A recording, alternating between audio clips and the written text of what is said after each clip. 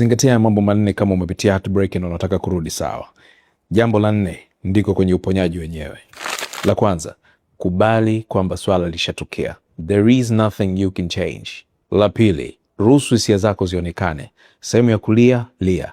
Sehemu ya kucheka, cheka. Sehemu ya kunungunika, nungunika. Sehemu ya kusema kwa mtu, ukitaka kuongea na mtu, ongea naye. Ruhusu hisia zako ziongee. Jambo la 3, anza kujenga hisia zako taratibu. Unajihitaji kuliko mtu mwingine anavyokuhitaji. So start with you. Jambo la 4, jifunze somo na si chuki. Nowadays watu wanakuja kwenye mitandao na kuanza kujichafua, wanaanza kuwachafua wenzao. You only look stupid. Hamna kitu chochote unachokipata kwa kumwangalia mwenzako vibaya, kwa kumtengenezea picha mbaya, kwa sababu let me tell you, aliye mbaya kwako leo ni mzuri wa mtu, na hata wakati uko naye, wakati uko unamuona wa kipuuzi, kuna mtu fulani alikuwa anasubiri tu uanguke amchukue. Kwa hiyo haujifunzi kitu chochote kwa kutengeneza chuki. Imeisha, imeenda, kubali.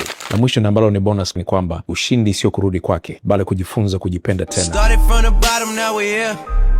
Started from the bottom, now my whole team here. Started from the bottom, now we